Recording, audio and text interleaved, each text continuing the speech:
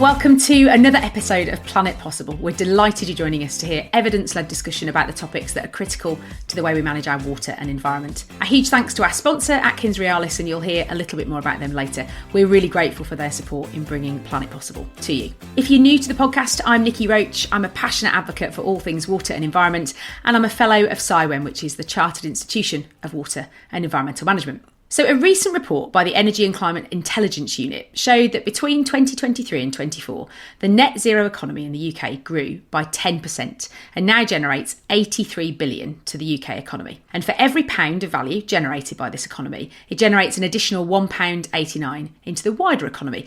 And interestingly, a lot of this growth is spread across a range of regions across England, including the West Midlands, Yorkshire and the Humberside, Tyne and Teesside, and the South West being the major contributors. And the study looked at 16 subsectors that form the net zero economy, and the largest of these are, as you might expect, renewable energy, and then waste management, recycling and diversion of biodegradable waste from landfill. So a circular economy is a system where materials never become waste and nature is regenerated, and the UK government wants to transition the UK to a circular economy. In November 2024, DEFRA established a circular economy taskforce to consider the policy pathways, interventions and targets needed to make this happen. And so in today's episode, we're going to explore the circular economy both here in the UK and also internationally.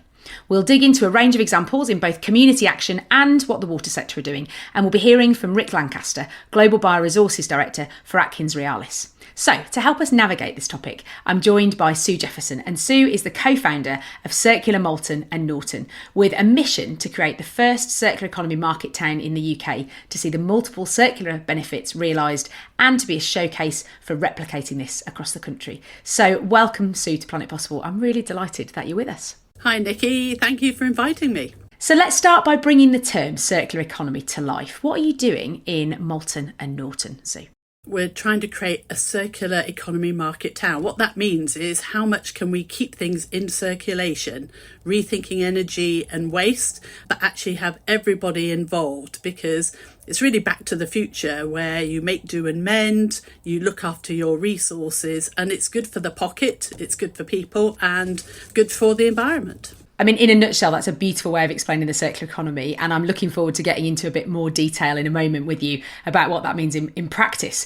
Let's hear first from Rick. So Rick Lancaster is a globally recognised expert in bioresources. He's a member of the UK chapter of the Select Society of Sanitary Sludge Shovelers. Not easy to say. And he's a really experienced leader with over 36 years experience in the water industry, and he's currently Global Bioresrouces Director for Atkins Réalis. So I'm really keen to share with you Rick's views on the circular economy in the water sector. Let's hear from Rick. Rick, a very warm welcome to Planet Possible. Thank you very much. Okay, so let's start with some context. What does the circular economy mean in practice for the water sector, kind of here in the UK and also internationally? It's a really important subject. It's one I'm passionate about. Quite often we focus on developing strategies for the water sector which are built upon negative challenges that we've got to resolve. Things like forever chemicals and microplastics and those kind of things. But I guess the circularity piece often doesn't get the same kind of visibility, it doesn't get the same kind of focus. And that's all around, making sure that we're reusing things as best we possibly can, not creating waste. A particular area that I'm interested in, and I'm seeing more and more of around the world, is the recovery of resources, the recovery of value from waste that we produce, whether that's organic waste or whether that's wastewater and sewage sludge, which becomes a thing called biosolids. Those are really important things to think about. So that kind of dials up a much greater narrative around opportunity and growth, because all of these things kind of lead into that. And it supports things like resilience and self-sufficiency and net zero and all of the things that we want to have happen in our society. It is a harder story to tell to an investor than we need to do this because we have to. It's because we want to, and there's the ambition, desire and passion to do that. It's a very, very important part of what we do, and it's becoming even more important. There's more and more of us appearing on this planet asking for more and more resources every single day. So it's a very, very important thing for me that we need to give the focus to.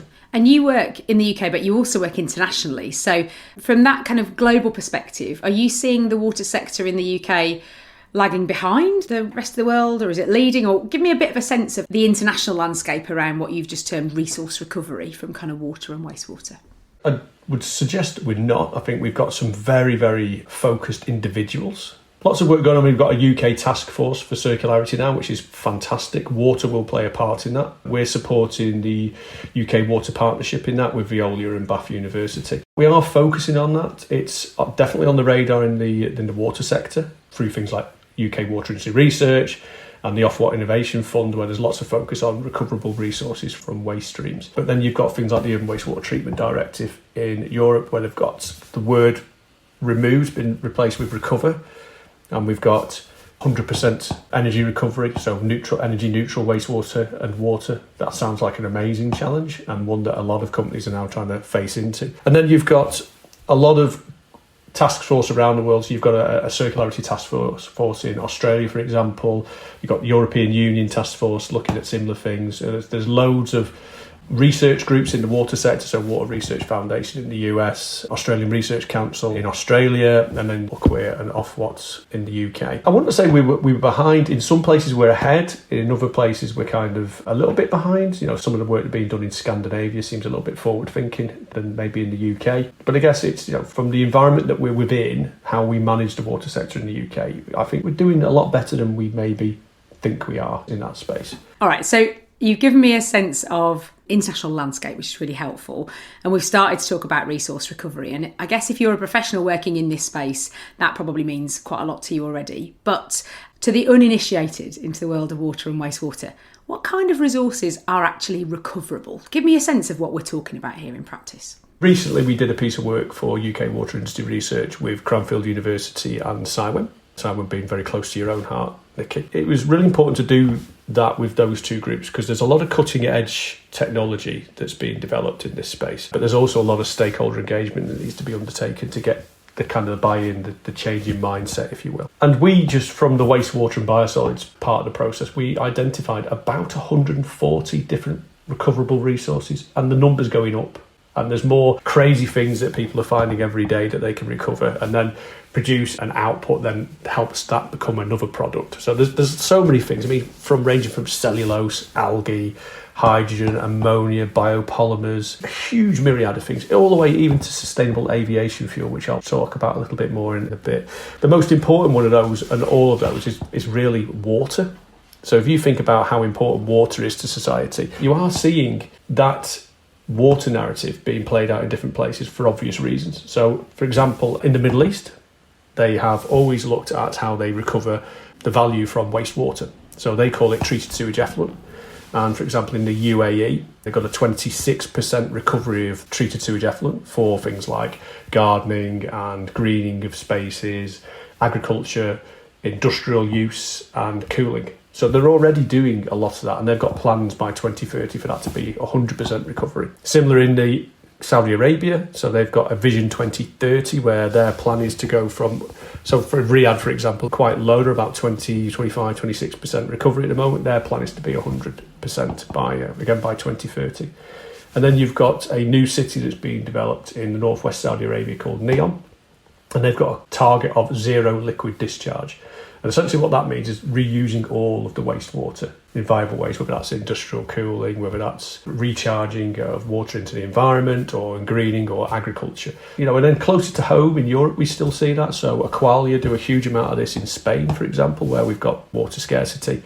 And even in the UK, we're seeing Colchester reuse for Anglian Water. We're seeing the guys in Yorkshire Water selling final effluent to BP. And we see Thames Water doing something. So there's lots and lots of examples. Southern Water are doing some recharging of water.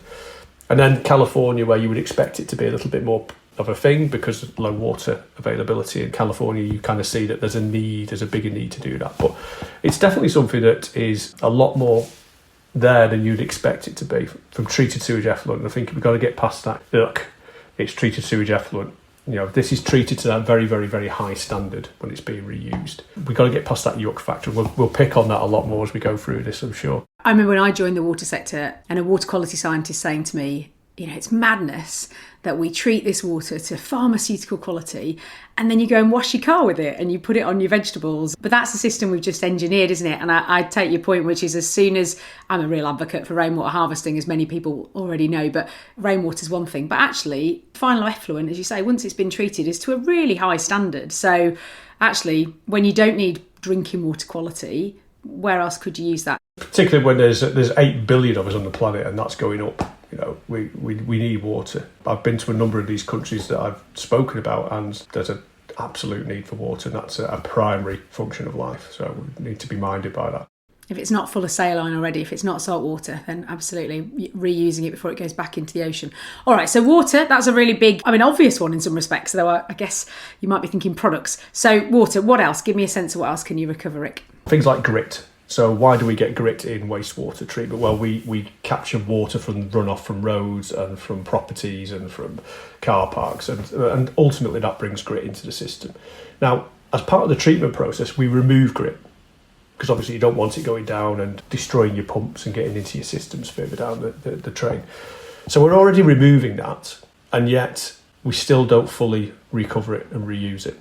So there are some utilities that do. So they'll wash it, they'll clean it, they'll use it as a bulking agent in composting or in construction materials, aggregates, those kind of things. So there's a well-trodden path for taking that and using that as a product or an output, depending on whether it meets the regulation requirements to be called a product.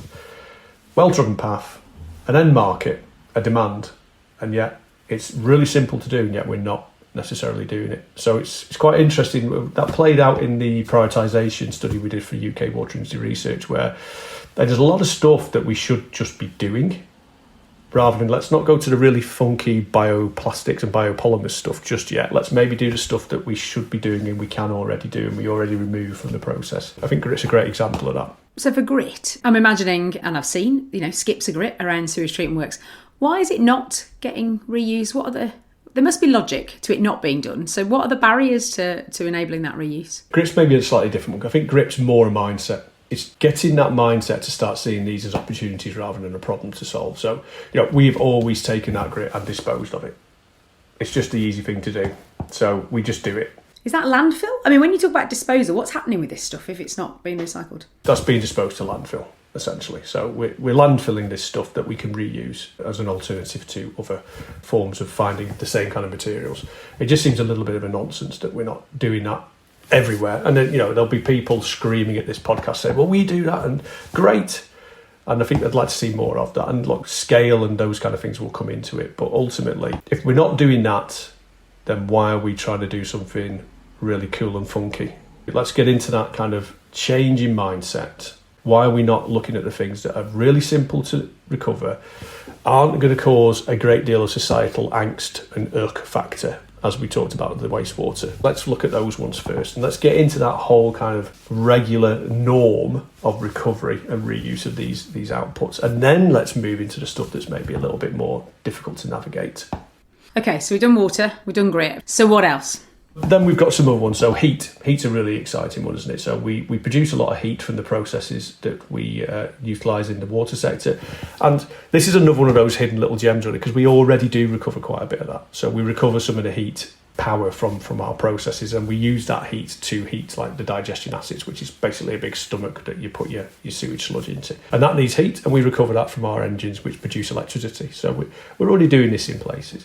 And then there's other good examples in the UK of where we're doing that. So we've got local heat loops. So for local housing where we've got waste heat, we're using that heat to give people free heat, essentially. And we can also use that in industrial processes, whether that's heat for the process itself or heat for cooling, or even in some of the water companies in the UK, we're actually providing that heat to greenhouses for tomato growth, for example. So there's lots of things we can do with that, and Scandinavia is particularly good at that kind of local heating loop thing. And again, that's another one. Well, where we do it, why are we not looking at doing a little bit more of that? And there is a Horizon 2020 ultimate project, 4-year project, which is looking at different ways of using that low-grade heat, because low-grade heat obviously loses its energy relatively quickly if you can't really transfer it large distances. So again, we've got some real opportunity there, but that's probably more a smaller scale local opportunity than a bigger scale opportunity for things like phosphorus and those kind of things, which is a slightly different deployed model. And then you've got things like cellulose, so toilet paper. Now, obviously, you can only recover toilet paper if people use toilet paper. There's lots of places in the world where they don't use toilet paper, so this isn't going to land for everybody. So we're recovering that, and then there's lots of different things you can do. That is quite a diverse mix of different things you can do with that. And a lot of these are not fully matured markets yet, but they're things that are being developed. So you can use it in the chemical industry, you can use it as a construction aggregate, a insulation material, or you can just use it in compost or even in combustion because it's got a calorific value. So again, that's just recovering of that cellulose at the front of the works, which reduces the load on your wastewater treatment works, and then reusing that as a viable output. Now, interestingly, within Europe, we've seen end of waste in places like Italy. And then in Holland, where the majority of the technology is developed, they really struggled to get end of waste under exactly the same EU directive, which is quite interesting, isn't it? I guess just for clarity, so end of waste means that that product is no longer classed as a waste, it's classed as a product. So you can sell it as a product rather than it being treated under waste. Yeah, and you can sell it. We'll see in the US, for example, they there's about 50 plus companies that produce fertiliser from biosolids in the US, and they even put that in a bag and sell it in the supermarket as a product, not a waste. So there's examples of where this has been turned from a waste to, like the grit one, where it's use some of this rather than use your own grit, right the way through to you've actually created a product at the end. You've pelletized it. You've sold it as a product. So in theory, in that case with Italy and Holland, that cellulose could have been imported into Holland as a product and used in Holland, but Holland couldn't have used their own because it was a waste. Just seems a little bit of a nonsense, to be quite frank. So cellulose is getting a lot of traction. There's a lot of interest in cellulose. There's a number of water companies in the UK, there's a number of water companies in Europe, and there's a number of water companies in Australia currently looking at how they deploy cellulose solutions, because it's a relatively straightforward process to remove it and then to hygienise it and then make it into a product. So I was going to ask you in, I guess, layperson's terms, I understand you can screen for grit. You put some screens at the beginning of a sewage works and the grit drops out. How do you get cellulose out? Well, we already do screening. It's just a finer screening process, essentially. It's not particularly complicated technology. You are just screening a little bit further down and removing more and more of your waste. But then obviously that needs to be cleaned and hygienised if you want to sell it as a product at the end of it, because you don't want all of the other bits that are associated to it hanging around. It's a relatively straightforward way of recovering a resource from wastewater. I think something that's crossing my mind now is what's the energy balance to get these materials out versus the benefit as well, really. And I guess is that part of the thinking, and not just energy, but there's a cost benefit, isn't there? So it sounds like the soup that comes into the inlet of a wastewater treatment works, for want of a better expression, is full of all sorts of things, and there's a range of value associated with that. But there's also a cost, isn't there, and an energy and a carbon footprint. So the ones that we've talked about so far, water recovery, grit, talked about cellulose, sounds like those are relatively straightforward, no-brainer. We should just be doing these kind of things. And it feels almost like there's a pyramid, really, of, okay, which are the ones that are harder to get at? Maybe there's more value there, but it's a bit tougher. So if we move further up that pyramid that I've just invented, what other things are we looking at, Rick, that are maybe a bit trickier and maybe a bit more interesting? Based on that, I mean, there's some really, really exciting stuff at the moment. I'm going to pick on one because there's this one for me feels like there's a real pull as well. And that's sustainable aviation fuel. So SAF, poo into aviation fuel. Who'd have thought it, eh? What are the chances? The day I fly anywhere and it's fuelled by wastewater, I'll be very happy, man. You think about UK has got a mandate, and I'm going to read some numbers to you in a second. So UK, 2% of all aviation fuel by 2025, raising to 22% by 2040. The European Union have got a thing called Refuel Aviation, which is a regulation, 2% by 2025, 70% by 2050. The US SAF Grand Challenge, 10% by 2030 and 100% by 2050. Fuel of aviation by sustainable sources. So then when you start to think about that, that's great. But where's that going to come from? Now, if that is, for example, growing a crop that's specifically grown to create fuel, where then all the things we just talked about, water, nutrients, energy, is all going to be used to create something so we can fly around the world and feel good about ourselves. Doesn't quite feel like the right story that goes alongside that. And I can see why they're trying to do it. I think the UK wants 6.3 megatons of carbon and create 10,000 jobs. So we think about the green economy and creating jobs. Again, great opportunity. It would be a crying shame if our way to navigate that challenge was to just grow crops and use land that we're going to need for feeding people.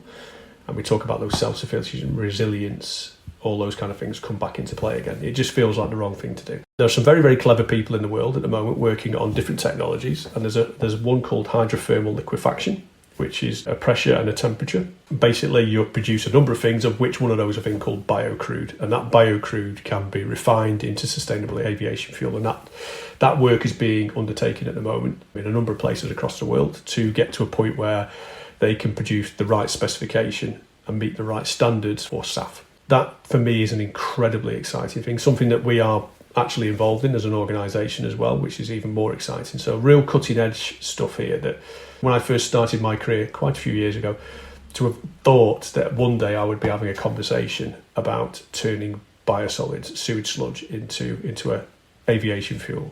Wow, that would have been a stretch. I don't think I'd have quite believed you at the time. I remember when we started to see buses powered, and you'd get some exciting liveries on a few buses driving around, wouldn't you? And I think it's definitely a step up from that. So it's a space to watch, Rick. That's really exciting. Planet Possible is supported by one of the leading engineering and design consultancies in the world, Atkins Réalis. Here at Planet Possible, we bring a diverse range of voices from across the international water and environment sector to explore how to tackle the biggest challenges that we face. And that aligns perfectly with Atkins Réalis' purpose of engineering a better future for our planet and its people. We're really grateful to Atkins Réalis for their support in helping us bring Planet Possible to you.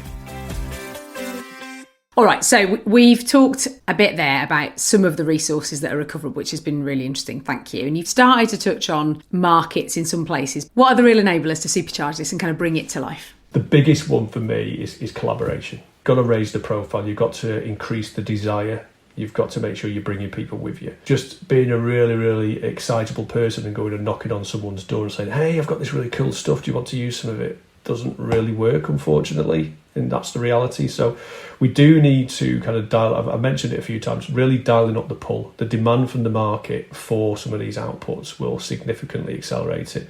There's got to be an incentive to do it. The SAF mandate's a great example of that. That's a really good thing to kind of hook your strategy onto and say, well, there's a defined need, there's a desire from the market for it, we can produce that. Biomethane to grid was a very similar one in the UK, if you recall. So that kind of desire, we've really got to challenge ourselves. There's a lot of really cool things out there. Great, but let's focus on the stuff which is going to give us the biggest opportunity, the biggest payback as in terms of carbon and sustainability. And really focus our minds on those rather than you can't go to the regulator and say, can you regulate all 140 plus things that we can possibly recover from wastewater and biosolids? Oh, and by the way, I can produce an egg cup and the market needs 40 billion tonnes a year. It's not really going to wash. So let's focus on the things where we've got a real opportunity to do something. And let's do that collaboratively. And when we do work collaboratively, things happen. It's really, really positive thing to see. Rather than technologies, we need to get a full deployed solution. So an end-to-end, and recognising that the one I just described to you about sustainable aviation fuel, there are other things that are produced during that process that we also need to make sure we find a home for, and that we don't just end up with some other waste that we just can't get rid of, that just happens to be a slightly smaller pile than the other pile that we had previously. I think there's also a societal piece here, and that recognition of it's okay to have a product that's been partially made by a waste stream, but also recognising that we've got a bit of responsibility to take ourselves about what we're putting down the sewer, flushing down the toilet. So, as we've mentioned a lot of things before, microplastics and forever chemicals. If you don't want to have to take them out, don't put them in the first place. If you're contaminating potential source of resources, I mean, water we talked about before, you're potentially contaminating that really, really valuable source of water because you feel it's okay to pour some product down the sink that's got a whole load of horrible, nasty things in it. So we're beginning to see that kind of whole source control piece getting dialed up, and I think more and more of that would be a really, really positive thing to see. And that would allow the regulatory framework to support recovery of value and recovery of resources more, because there'd be less concerns about the horrible stuff that might also be in there. I don't know about you, but I feel like there is an increasing movement towards recognising the value, even in things like fast fashion. People are moving away from fast fashion towards, there's more generally, there's a kind of second-hand reuse landscape happening. But in the sector that you and I have devoted our careers to, I think there is still, I think you called it the yuck factor. There is a bit of that. And I think also there's a bit of a disconnect sometimes between your toilet is not a bin, but we don't always talk to people other than the kind of pee paper poo signs that you might see in cubicles. There's a bit of a disconnect between actually that sewerage system and where it then goes. But I wonder if the increasing discussion and brilliant kind of public interest there is in the health of rivers is a way to get people thinking about, absolutely we need to look at the end, but we also need to look at the beginning and what goes into the network. And actually we do have some control over, quite a lot of control personally, over what goes into not just down the toilet, but down our drains, what you're tipping away, we're better at things like paint, but there are all sorts of things, as you say, that people might just think, just put a bit of this down the drain, and then there's a consequence. So I feel like there's an opportunity to maybe, in a not a patronising way, just educate the general public to be able to say, this is a big system, this isn't disconnected, and understanding what goes down your drain, what then has to happen to try and get it back out again at the other end. It'd be much better if it didn't go down in the first place. So, okay, any other enablers, Rick? We talked a little bit there about kind of cultural change, but what else needs to happen to really bring this to life? I think we just need to support these guys who are trying to develop and put some real focus on that. I think if we had a national strategy, for example, that's focused on, okay, UK PLC, what are the 10 most important resources that we need and where can we get them from before we import? How can we recover what we have in our system before we start interacting with another system? And I think that for me would be an amazing enabler. So if you think we import loads of food and we import loads of inorganic fertilisers, but we're not recovering all of the phosphorus and nitrogen from the sources that we've got in the UK in the first place. So why don't we recover those first and then work out what else we need to import before we import first? It just strikes me as amazing that we've not actually thought about doing that. What do you need? How much energy do you need? How much water do you need? How much this, how much... And how can we minimise the use of it, use it smarter, use it wiser, and then maximise the recovery and reuse? So if you don't need potable water, don't use it. Can you use a different source? Can you reuse something within your own system? I often say the same, very similar one to you. If someone landed on this planet for the first time and they said, wow, what do you do to drink? Oh, we use this stuff and we treat it to this, and then we flush our toilets with it. Really? You put all that effort in and then you flush.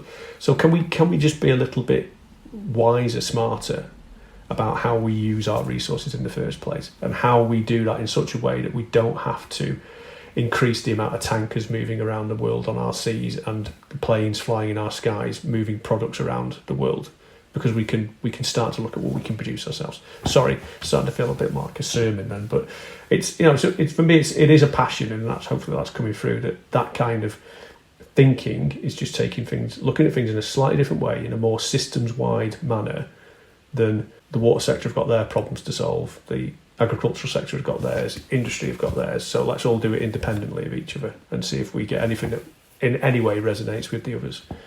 Just feels a silly way to do things. No, I like it. National prioritisation of kind of resources that we need and recovery. Well, you might have preempted my last question a little bit. You know that I ask all my guests this, so I'm gonna ask you the same, Rick. I'm going to pass you the Planet Possible magic wand, and you can't have national prioritisation of resource recovery now because we've just had it. So give the wand a wave. You can make anything possible. What would you want? I would like to see those resources recovered that we can recover. I would like to see a demand for recoverable materials. I'm going to be really naughty, I'm going to say two things. And I would like to see that societal buy-in to accepting that we're part of the challenge, and that we've just got to think about what we do and what we use and how we use it more. That thinking will massively help resource recovery become a norm, a thing, and maybe we won't need to talk about it as much because it's just one of those things that happens, right? And wouldn't that be amazing that we do that a little bit more than making as much noise as we are on this call about it, because maybe not everyone's aware of it and not everyone's completely bought into the concept yet. It'd be great if it was just a norm, wouldn't it? I like it. I'm here for it. I feel like we've had sewage works that have become wastewater treatment works, and we're now talking about resource refineries, aren't we, really? Biorefineries, yeah. We've been talking about biorefineries for a long, long time in my career, and now we're beginning to see that becoming an actual reality, which is amazing. Well, on that note, let's leave it there, Rick. What a fascinating conversation. Thank you so much for joining us on Planet Possible. Absolute pleasure. Thank you very much for inviting me. Okay, Sue, what are your initial reflections on what you heard from Rick? Very interesting. Now, I sit as a person who's probably very critical of water companies, but I think this is one of the most exciting things I'm hearing from the industry, because recovering and reusing resources and actually extracting value from waste is something that I think is exciting, and it goes way beyond water as well. But it's a pretty cool thing to do. The science is there, the scientists are there, and in fact I'm really lucky because York and North Yorkshire has a key centre of excellence in engineering biology, as it's now called, but we can do it, and we can do it now. As a water customer, of which we all are, was this new to you? Did any of it sort of surprise you, or were you expecting to hear that these sort of things were in train? I'm lucky because I'm now immersed in the circular economy and the sort of bioeconomy world, that I knew of some of the capabilities. I didn't know so much was going on, and that's what's really giving me confidence and excitement, because I think this is a way that the water industry can save money and actually make money, and hopefully be a source of reinvestment back into solving some of the core issues. So I know we heard at the beginning a little bit about what you're up to in Malton and Norton, but tell me a bit more about what you've achieved over the last 5 years. It was very interesting listening to Rick, because one of the biggest challenges he said they faced was a societal buy-in, and that's exactly what we're looking to champion. And as well as policy and the scientific solutions sort of top down, I think what's key if we're going to make the circular economy work is that there's bottom up engagement, behaviour change and real buy-in to what we're looking to do. So we are effectively pioneering that changing of attitudes and behaviour change in a nudge way, because my hypothesis was the majority of us want to do something about climate change, but life gets in the way. There's so many barriers and we don't acknowledge them. Instead, we just preach at people. What we're looking to do is make the circular economy fun, cool. In fact, we talk about making it fun to make a difference. I mean, I love that. I'm all for it. So in practical terms, what kind of stuff are you doing to make it fun and to nudge people into the right kind of behaviours? I think a very unique approach, which is why we're kind of a showcase for lots of other areas. The idea is if we put in place town-wide initiatives that everybody can get involved in, whatever the scale, then we do the heavy lifting and people get involved. And it is linked with behaviour change. So there's a change management strategy behind it, which is my background. So to give you an example, and actually it came as an idea from a Yorkshire water person. Malton's known as being Yorkshire's food capital. So what if we took the food waste and built a community anaerobic digester on the edge of town, put the food waste through that and turned it into renewable energy for the local people? And I thought it was quite a controversial idea, but it would get people talking.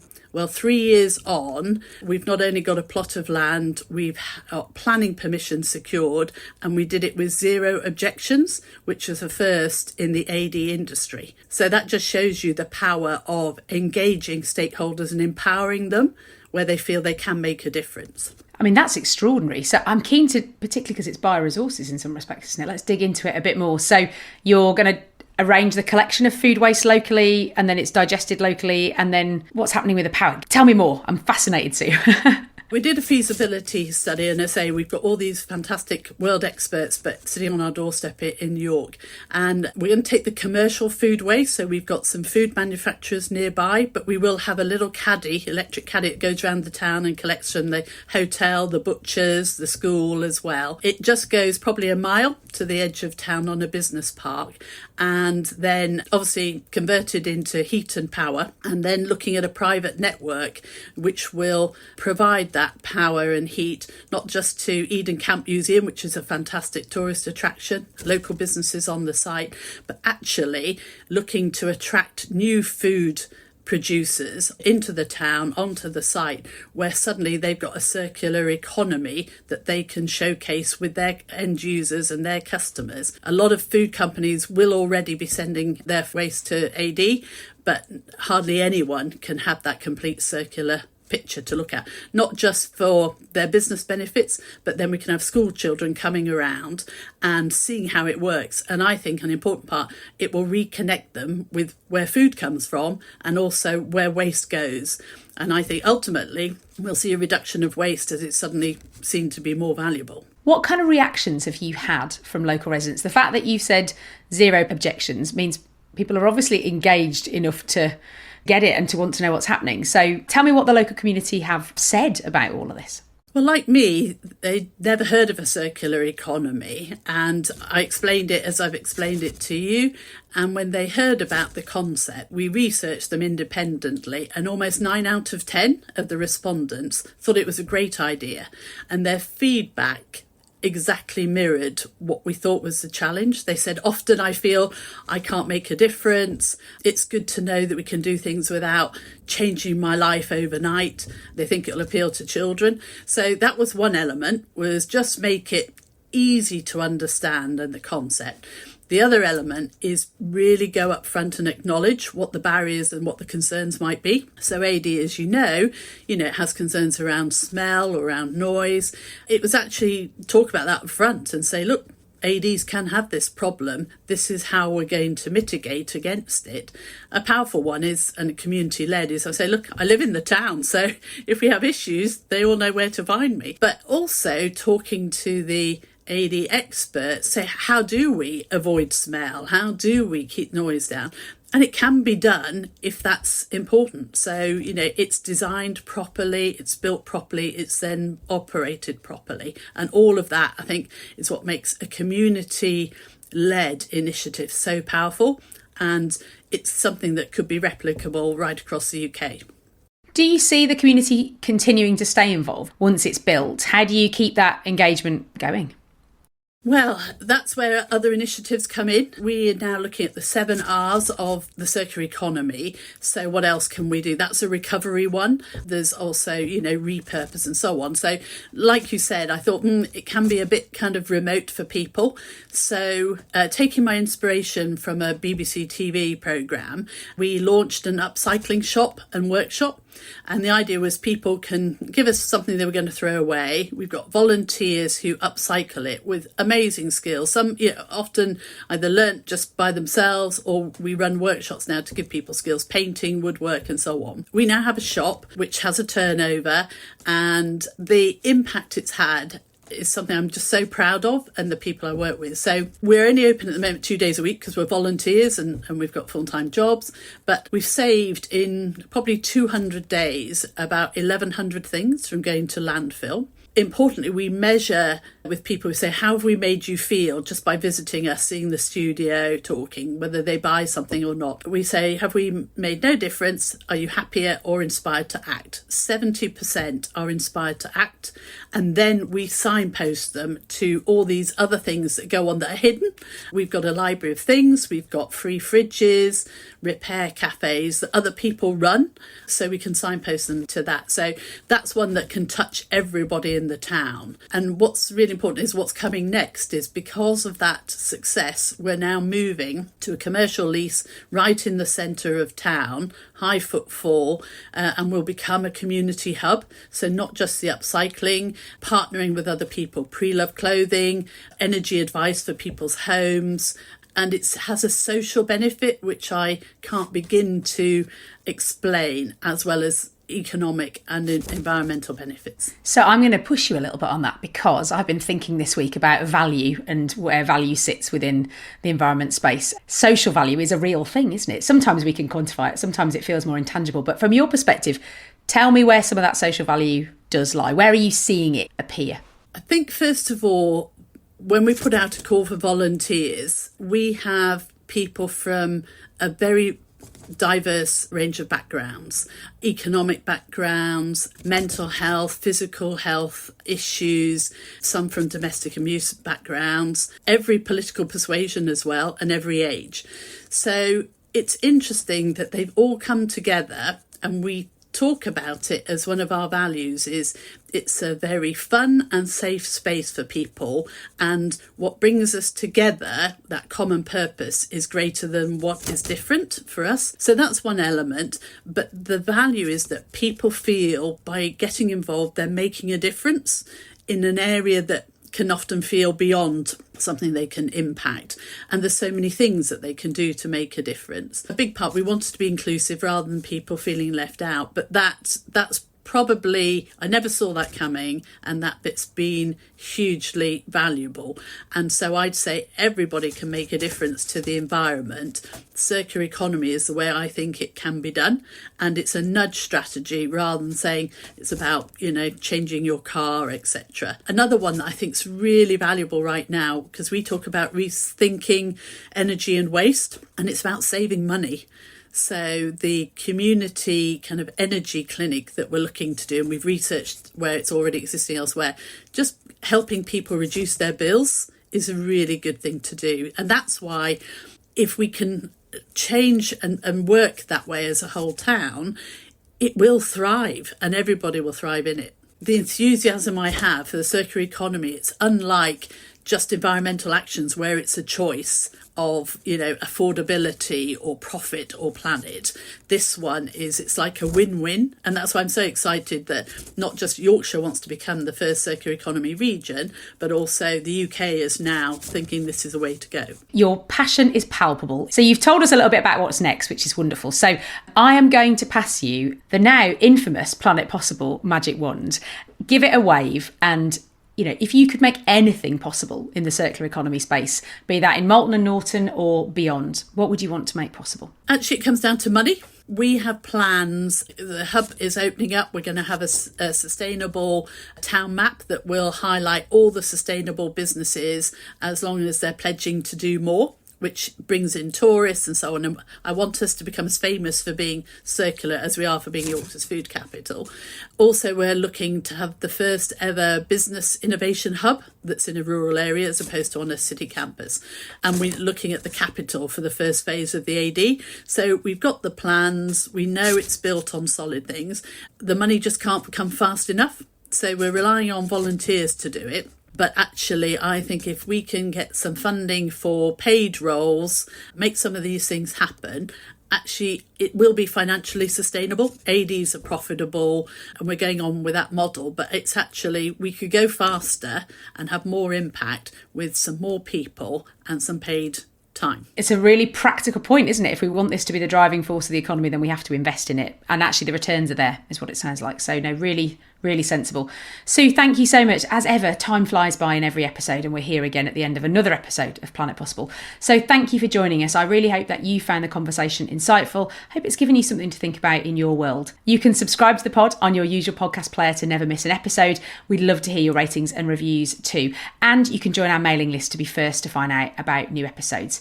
All that leaves me to say is a huge thank you to my superb guest, Rick Lancaster, our sponsor, Atkins Réalis, and my excellent co-host, Sue Jefferson. Thank you so much, Sue. Thank you very much, Nikki. That's it, everyone. Stay curious, stay connected, and we'll see you next time.